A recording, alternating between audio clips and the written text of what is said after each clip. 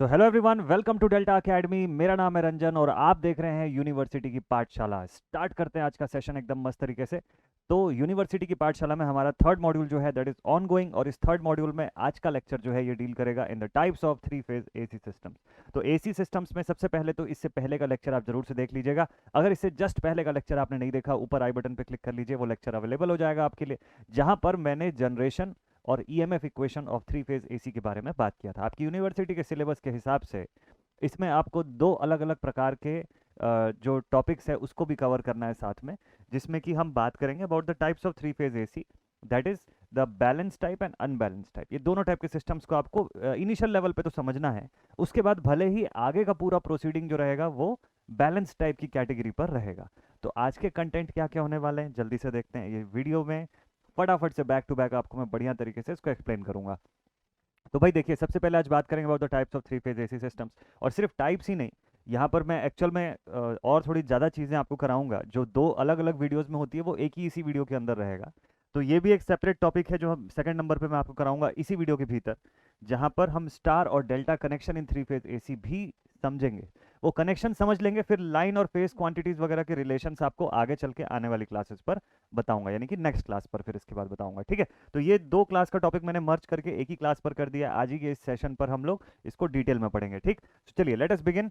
अच्छा, इस ड्यूरेशन पर अभी मैं आपको यूनिवर्सिटी के पीवाईक्यू इसमें नहीं करा रहा हूँ।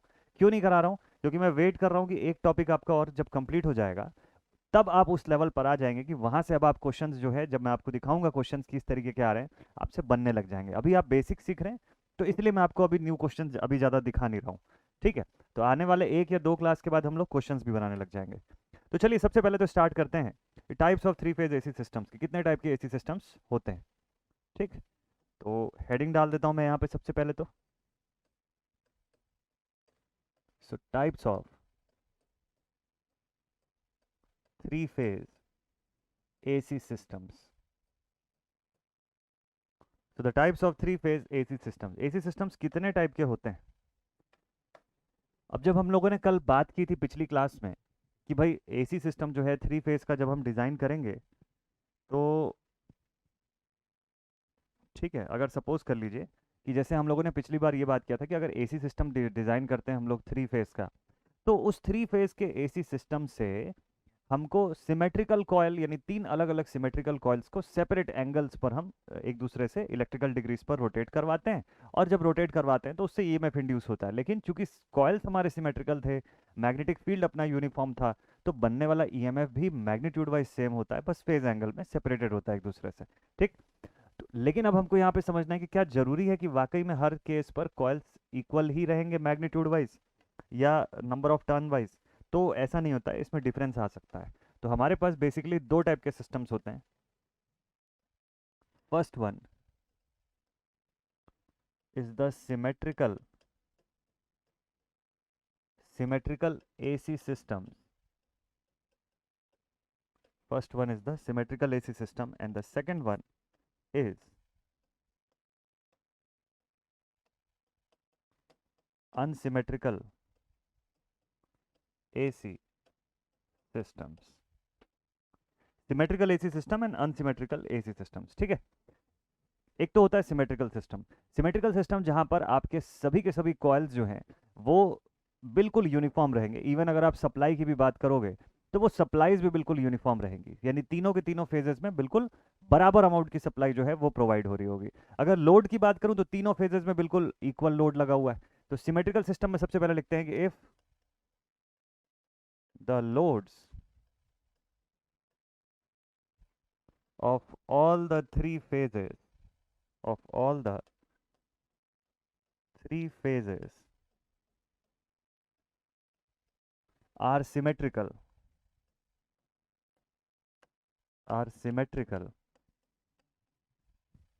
or the supply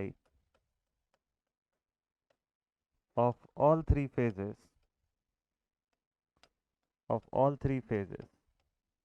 are symmetrical then the system is known as are symmetrical then the system is known as then the system is known as symmetrical, इसको सिमेट्रिकल सिस्टम भी बोलते हैं, या फिर इन्हीं को, इसी टाइप के सिस्टम्स को बोला जाता है बैलेंस सिस्टम, बैलेंस्ड सिस्टम, है ना। Then the system is known as symmetrical और अ बैलेंस सिस्टम। तो ये इसका डेफिनेशन हो गया। किसका डेफिनेशन हो गया? This is a definition of symmetrical. ठीक है, सिमेट्रिकल सिस्टम का डेफिनेशन लिख दिया हम लोगों ने। ऐसे ही अनसिमेट्रिकल में आप इसका जस्ट अपोजिट लिख दीजिएगा। अनसिमेट्रिकल में जस्ट इसका अपोजिट लिख दीजिएगा कि मान लीजिए कि अगर तीनों फेजेस के लोड अलग अलग वैल्यू के हैं, या तीनों फेज की जो सप्लाई लाइन है वो डिफरेंट मैग्नीट्यूड्स की है, तो that is the unsymmetrical system. अब अगर अनसिमेट्रिकल सिस्टम होगा तो उस कंडीशन में जब आप फेजर बनाओगे तो फेज डिफरेंस एंगल तो सब में 120 डिग्री का यूनिफॉर्म है, लेकिन मैग्नीट्यूड अलग अलग होगी। तो अनसिमेट्रिकल सिस्टम में ऐसा दिख सकता है, आपको देखिए ऐसा दिख सकता है ईएमएफ। तो मान लीजिए दिस इज ईएमएफ E1, यहाँ का ईएमएफ है E2, और यहाँ का ईएमएफ है E3। देखिए फेज डिफरेंस वाइज तो 120 डिग्री अपार्ट है सभी एक दूसरे से, ठीक है, फेज डिफरेंस वाइज सब एक दूसरे से 120 डिग्री अपार्ट, लेकिन ये मैग्नीट्यूड में भी अलग अलग है। ये तीनों के तीनों मैग्नीट्यूड वाइज भी अलग अलग है। मान लीजिए इनकी वेवफॉर्म कोई बनाने बोल दे, ये अनसिमेट्रिकल सिस्टम बता रहा हूं मैं आपको, ठीक है, this is unsymmetrical system. Suppose कर लीजिए कि इसको वेवफॉर्म में रिप्रेजेंट करना है। कैसा वेवफॉर्म बनेगा इसका? जैसे मान लीजिए आप रेड कलर से शो कर रहे हैं सबसे आगे चलती हुई लीडिंग करती हुई क्वांटिटी को, तो इसकी ग्राफ आपने मान लीजिए ऐसे बना दी, तो सेकंड वाली क्वांटिटी जो है वो हो सकता है ऐसे बन जाए, कुछ इस तरीके से। थर्ड वाली क्वांटिटी जो है वो और अलग हो जाए, मान लो मैग्नीट्यूड में बहुत ज़्यादा बड़ी है, ऐसे बन जाएगी। देखिए मैग्नीट्यूड इसकी अलग है, इसकी अलग है, इसकी अलग है, तीनों की मैग्नीट्यूड डिफरेंट डिफरेंट है। तो डिपेंडिंग अपॉन कि भाई आपका सिस्टम सिमेट्रिकल है या अनसिमेट्रिकल है, उस हिसाब से एनालिसिस में अंतर पड़ता है, उस हिसाब से जो हम एनालिसिस कंडक्ट करते हैं उसमें डिफरेंसेस आते हैं। ठीक है, इसके नीचे मैं लिख देता हूँ ताकि आपको ध्यान में रहे। This is for unsymmetrical, unsymmetrical system. तो हम लोग जितना भी एनालिसिस कंडक्ट करते हैं ना, वो मेजरली सिमेट्रिकल सिस्टम के लिए करते हैं। जब जब हम लोग आगे चल के, अभी मैं आपको कनेक्शंस भी बताऊंगा कि कनेक्शन में स्टार कनेक्शन, डेल्टा कनेक्शन, ये क्या क्या होता है, ये किस चीज़ को रिप्रेजेंट करता है। तो जब आप वो कनेक्शंस को देखेंगे तो वहाँ पर बहुत एक इंपॉर्टेंट फैक्टर ये रहेगा कि या तो हमारे तीनों फेजेस में हम बिल्कुल बराबर मात्रा का लोड अज्यूम करें, या तीनों फेजेस में बिल्कुल बराबर मात्रा की सप्लाई अज्यूम करें, और उसके हिसाब से हम एनालिसिस कंडक्ट करें। और दूसरा कंडीशन कि आप अनबैलेंस सिस्टम लेकर के चलें। तो अनबैलेंस सिस्टम में डिपेंडिंग अपॉन द डेटा आप एनालिसिस तो कर सकते हैं, लेकिन अगर डेटा नहीं है तो एनालिसिस नहीं कंडक्ट कर सकते उसमें प्रॉपर, क्योंकि इसमें आपको पता ही नहीं रहेगा कि कौन सी फेज कितनी ज़्यादा बड़ी है, कौन सी फेज मैग्नीट्यूड वाइज दूसरे फेज से कितनी ज़्यादा हाई है। तो जब तक इस चीज़ का नॉलेज नहीं रहेगा, आप फेज डिफरेंस तो बना देंगे 120 डिग्री का, बट आपको ये नहीं पता रहेगा कि कौन सी फेज में ज़्यादा लंबी लाइन आपको ड्रॉ करनी है फेजर डायग्राम की, क्योंकि आपको यही नहीं पता कि मैग्नीट्यूड किसकी सबसे ज़्यादा है। तो इन सब डिफरेंसेस की वजह से हमारे पास सिमेट्रिकल और अनसिमेट्रिकल सिस्टम्स के ऐसे वेरिएशंस जो है वो अवेलेबल हो जाते हैं। ठीक है, so first one is E1, this is E2, this is E3, this is our unsymmetrical system. ऐसे ही हम लोग बात किए थे अबाउट द सिमेट्रिकल सिस्टम्स, ऐसे ही हम लोग बात किए थे अबाउट द सिमेट्रिकल सिस्टम। ठीक है, सिमेट्रिकल सिस्टम का हम लोगों ने जो ईएमएफ इक्वेशन में देखा, वहाँ पर जो मैंने फेजर ड्रॉ करके दिखाया, यहाँ वहाँ पे मैंने आपको जो वेव फॉर्म बना करके दिखाया, आप उसको फॉलो कर सकते हैं, दैट इज इट। तो अब बात करते हैं हम लोग कनेक्शंस की। अब जब हमको मिल गया कि 3 फेज का सिस्टम है, तो कनेक्शन कैसा बनता है इसका, है ना, इनका कनेक्शन का प्रकार क्या है। तो भाई देखिए, जब पहला चैप्टर पढ़े थे डीसी नेटवर्क का, तो वहाँ पे भी हम लोग बात किए थे कि भाई 3 सेट ऑफ कॉइल्स है, मतलब we are having 6 terminals, 3 coil मतलब 6 टर्मिनल हो गए ना। ये देखिए, ये एक कॉइल है आपके पास, मान लीजिए दूसरा कॉइल है, तीसरा कॉइल है, 3 कॉइल है, तो टर्मिनल्स कितने हो गए इसके? 6। देखिए दिस इज 1 2 3 4 5 6, 6 टर्मिनल्स। तो इन 6 टर्मिनल्स का कनेक्शन किस तरीके से किया जाए कि ये सर्किट से एक साथ अलाइंड हो सके। तो इसके 2 ऑप्शंस होते हैं, 2 तरीके होते हैं। First one is the star connection and second one is the delta connection. तो 3 फेज एसी का कनेक्शन जब भी करना होता है हमको एक सिस्टमैटिक फॉर्म में, जहाँ इलेक्ट्रिकली 120 डिग्री अपार्ट हो जाए सारी क्वांटिटीज, तो वो करने का 2 बेसिक तरीका है कि आप स्टार कनेक्शन कर दो या डेल्टा कनेक्शन कर दो। एक और ऑप्शनल कनेक्शन होता है जिसको बोलते हैं DOL connection, that is the direct online connection. आगे चल के मशीन पढ़ेंगे तो मैं उसका और बेसिक्स आपको बताऊंगा, बट वो इससे अलग है।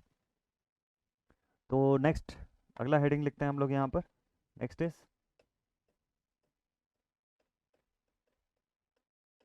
connections in three-phase AC circuits.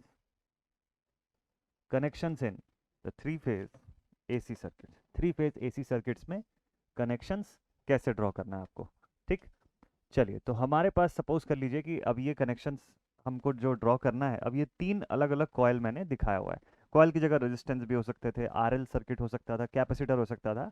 Basically मतलब ये है कि एक एक ब्रांच को मैं शो कर रहा हूँ यहाँ पर, ठीक है, थ्री फेज का ब्रांच। और जो मैं कॉयल शो कर रहा हूँ, फॉर एन एग्जाम्पल एक छोटा सा कंसिडरेशन आप ले लीजिए कि यहाँ पर मैं बात कर रहा हूँ ऑल्टरनेटर के वाइंडिंग्स की। थ्री फेज का ऑल्टरनेटर, थ्री फेज का जनरेटर जो है वो, उसकी बात कर रहा हूँ मैं, ठीक। तो इतना कंसिडरेशन हम लोग सबसे पहले तो लिख लेते हैं।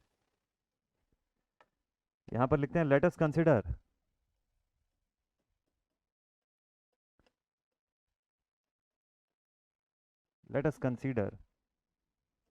a three phase generator winding, a three phase generator windings are available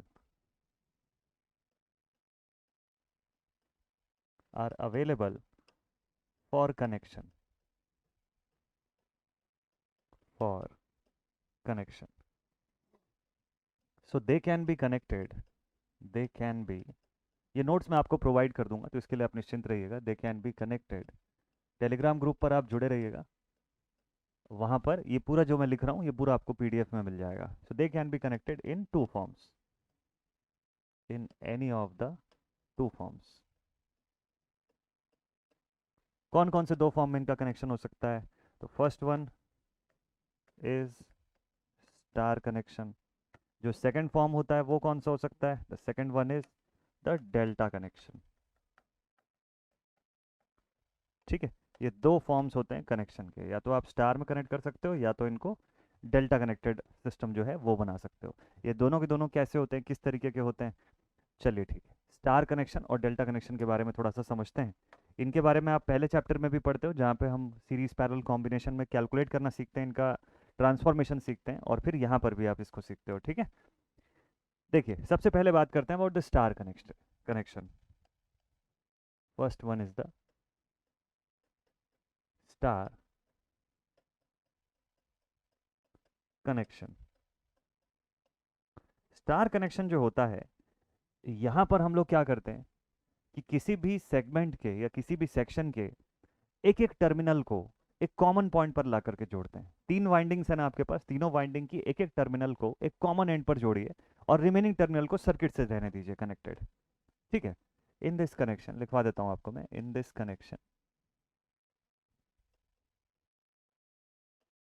in this connection, in this connection, one terminal from each winding, one terminal from each winding। देखिए, वाइंडिंग मैं इसलिए लिख रहा हूँ क्योंकि मैंने शुरुआत में ही लिख दिया कि एग्जाम्पल के तौर पे जनरेटर की थ्री फेज की वाइंडिंग ले रहा हूँ मैं, ठीक। जरूरी नहीं कि हर बार वाइंडिंग आएगा, R L, R C, C R L separately कुछ भी हो सकता है, किसी भी ब्रांच की बात हो रही है यहाँ पे, ठीक है। रैंडमली कोई भी ब्रांच आप देख सकते हो। So in this connection one terminal from each winding is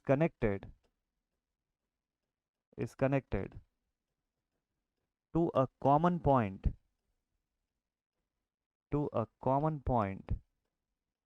whereas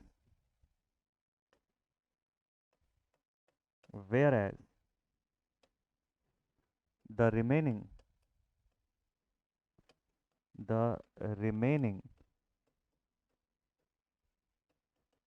three terminals are connected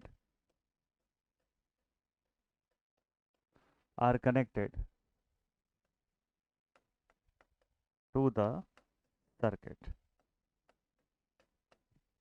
ठीक है। तो एक एक टर्मिनल को कॉमन पॉइंट पे कनेक्ट कर दिया, रिमेनिंग थ्री को कहाँ किया? सर्किट से जोड़ के रखा। कैसा दिखेगा ये कनेक्शन? चलिए, नॉर्मली पहले तो देखते हैं कि ये कनेक्शन को बाय डिफॉल्ट कैसा दिखना चाहिए। तो जैसे आपके पास ये एक वायर वाइंडिंग है, ये सेकंड वाइंडिंग है और ये थर्ड वाइंडिंग, ठीक है।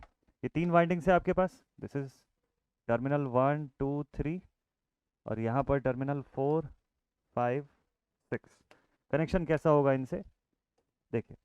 तो हमको क्या करना है कि इन सब के एक एक टर्मिनल को एक कॉमन पॉइंट पर ला करके जोड़ना है, इसको भी और इसको भी। तो ये जो आपके टर्मिनल नंबर 1 2 3 4 5 एंड 6, ठीक है, ये 6 टर्मिनल्स है आपके पास। ये फेज 1 हो गया, this is phase number 1, this is phase number 2 and this is phase number 3। ये आपके 3 फेज के सिस्टम्स है। तो अब इसको स्टार कनेक्टेड सिस्टम में कैसे बनाओगे आप, कि जब आप इनके एक एक टर्मिनल को एक कॉमन पॉइंट पे लाके जोड़ दोगे।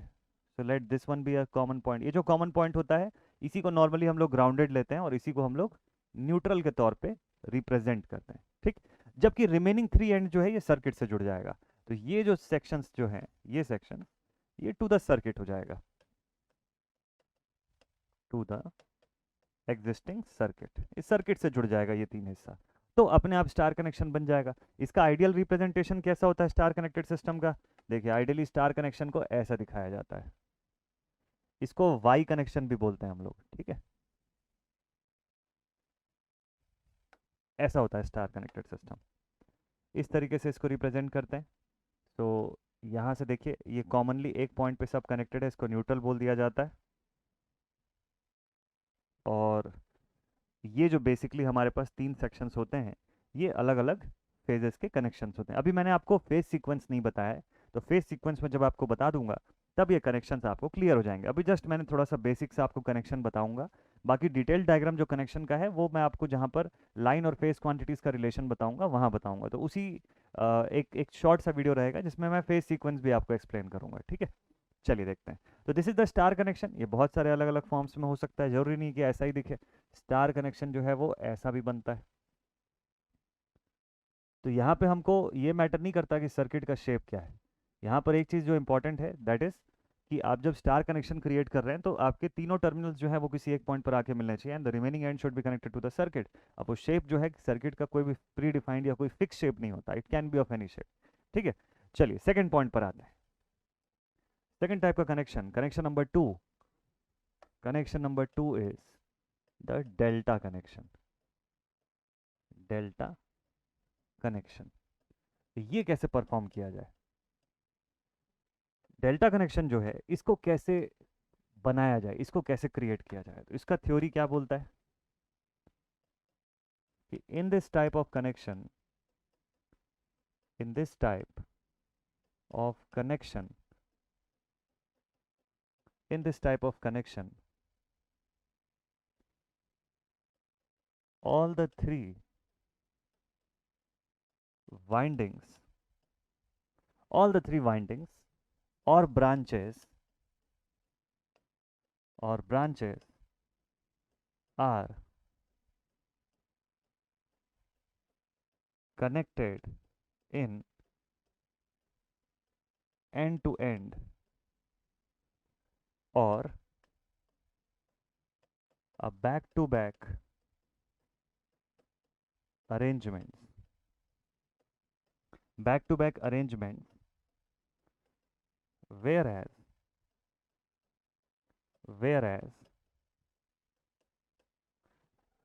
उनका जो नोड फॉर्म होता है, whereas their nodes are connected to the circuit, are connected to the circuit, ठीक है। तो उनके नोड्स को सर्किट से जोड़ देते हैं, ऐसे कनेक्शन को बोला जाता है डेल्टा कनेक्शन। इसी कनेक्शन को डेल्टा कनेक्शन बोलते हैं। तो अगर सपोज कर लीजिए वाइंडिंग्स आपको शो करनी है तो ये कैसे शो होगी देखते हैं। वाइंडिंग्स अगर आपको इसके अंदर शो करनी है तो it will be something like this, ऐसे शो होगा।